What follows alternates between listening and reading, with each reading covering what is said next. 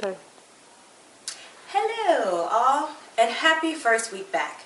I'm extremely excited about all that this year has to offer. As we embark upon this new adventure, we must start by going over some important norms. This video will be a review of the contents of the Staff Handbook done in the following way. A list. For those of you that know me well, you know that I am the queen of lists. So this will be Carla Mack's Top 20. A list of 20 things that includes 13 things you need to know from the handbook, 2 sidebars, and 5 shoutouts. Before we begin, a quick reminder. This is merely an overview.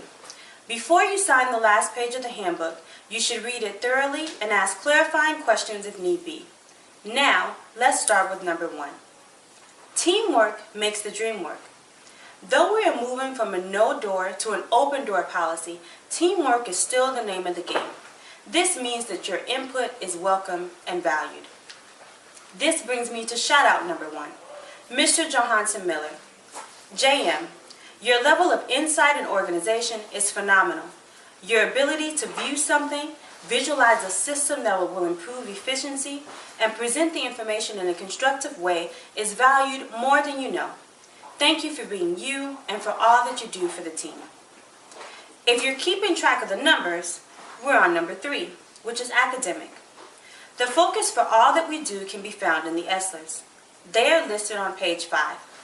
Please commit them to memory, share them with your students, and strive to make connections between specific ESLers and your everyday work. The honor code can be found on page 6. It is the same honor code that we ask students to abide by.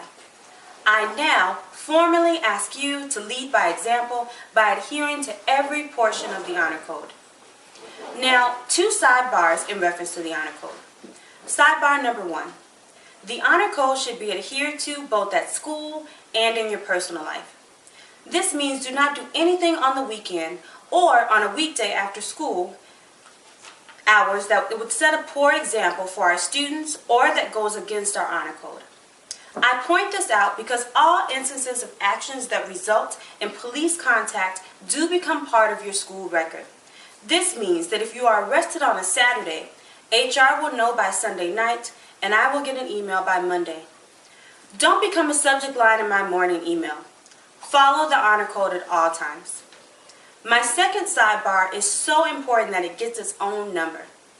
Just as your outside activity can become general HR and principal knowledge, our computer activity is also monitored on a regular basis. Please notice that I said R in that, so that includes me. If you have a school computer or school cell phone, all internet searches, Word documents, and Google Docs are a part of your work property. This means that the Home Office IT team has access to all activity conducted on work property. Want to post an off-color joke to your Facebook? Do it on your personal computer. Angry at your spouse or a loved one and in the middle of a text fight? Do that on your personal phone.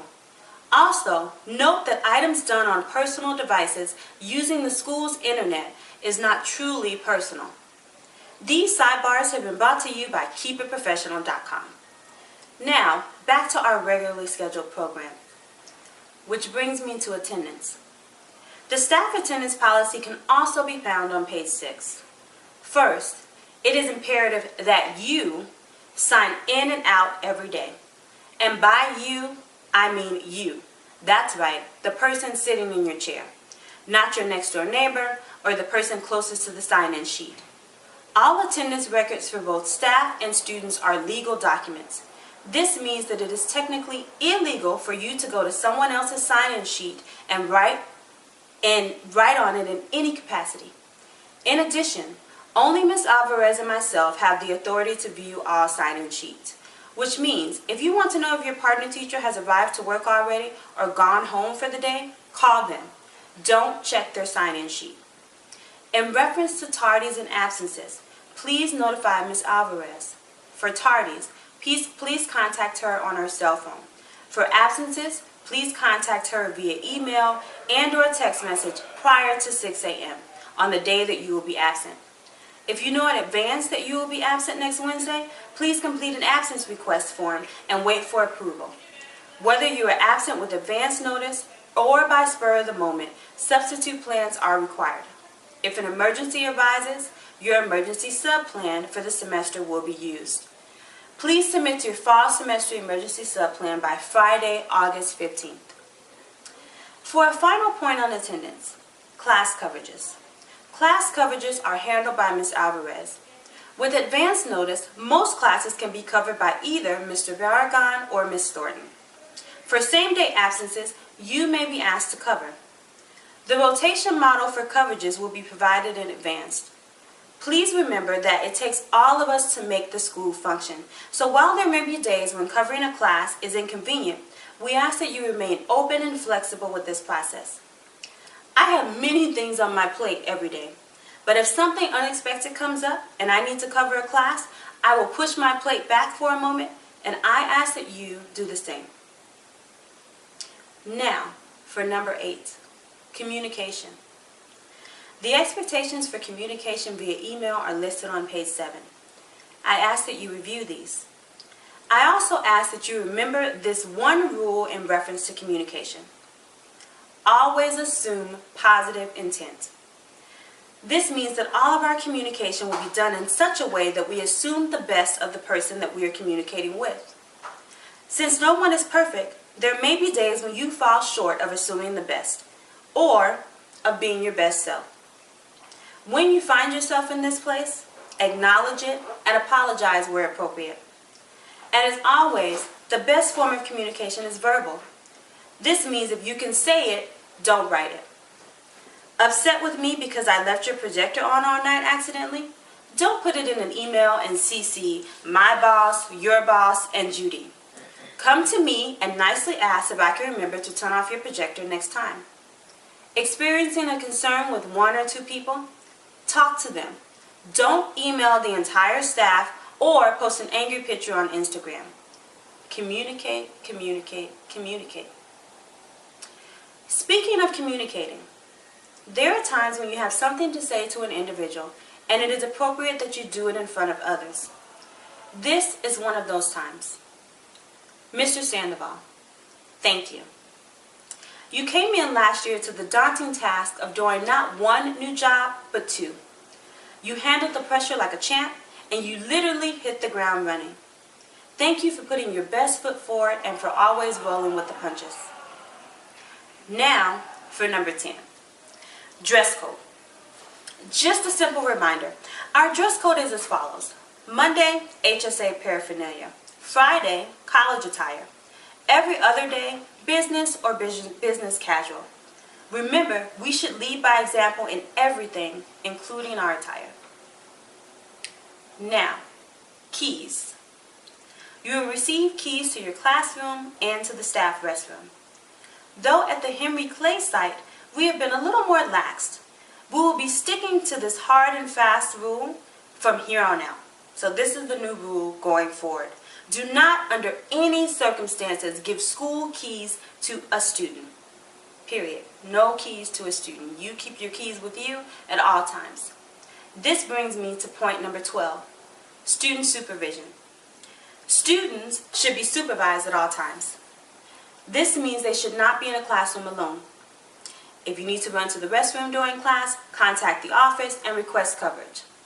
Left something in your classroom that you need? Go back to get it or ask an adult. Left something in your car during the school day? Request coverage or ask an adult to go get it. Please don't send a student to your car to get it or send a student to your car to take it for a coffee run. What? Oh, are you thinking, I would never do that? Good. Just making sure you're paying attention. Next up, resources. For copies. All copies should be made prior to 7:30 a.m. Why prior to, you ask? Because at 7:30, you should be on your way to your class to ensure that your door is open by 7:40. You will all have $100 to spend on classroom supplies during the first part of the school year. Due to the move, please submit all classroom supply receipts to Ms. Alvarez by September 15th. So that's a little bit longer than normal. So all receipts are due by September 15th. Speaking of Ms. Alvarez, 2 things. Thing 1, if you have a concern with payroll, sick time, or something else HR related, please contact Ms. Alvarez first. If the home office needs to be looped in, she will handle it. Things are done this way because there are 26 office managers in the Alliance. That means 26 people to advocate on the behalf of almost 1,000 Alliance school employees. Typically, there are only 1 to 2 people that will be contacted for various departments. Do that math. Better they are talking to only 26 people. Now for part 2. Ms. Alvarez, you are shout out number 3 and item number 15. Last year was a roller coaster of fun that included a never-ending to-do list. Your ability to pull together the behind-the-scenes pieces of WASC, the many staff and visitor meals, and the ever-changing facilities issues and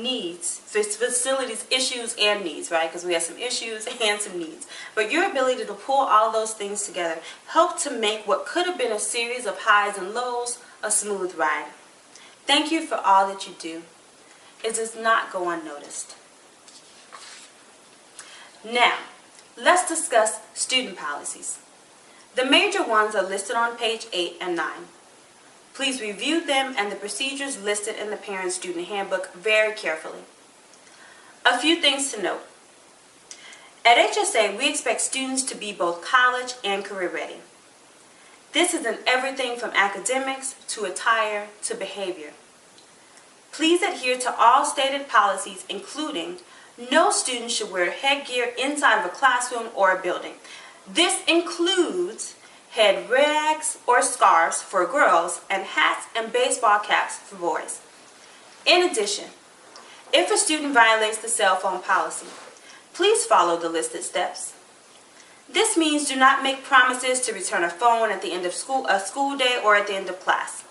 If one person does not follow through on the procedures, it weakens the entire process. You will soon receive a systems manual from Mr. Johansson Miller that further outlines our school-wide systems.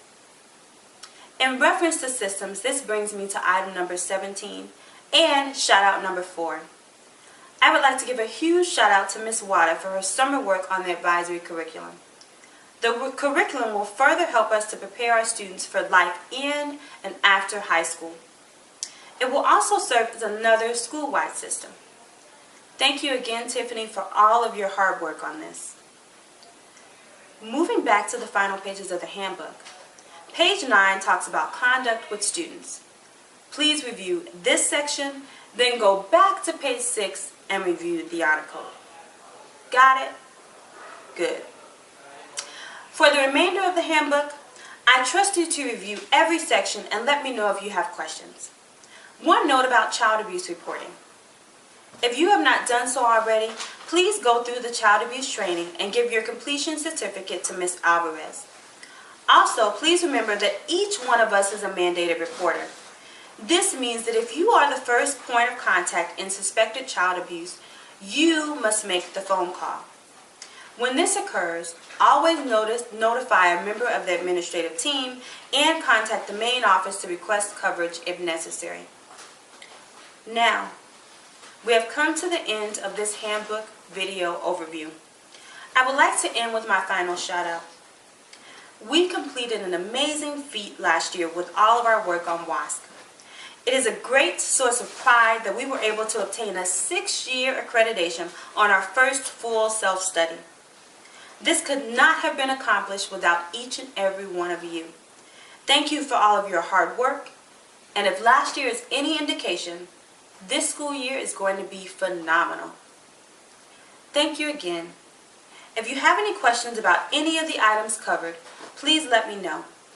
Have an awesome rest of the day.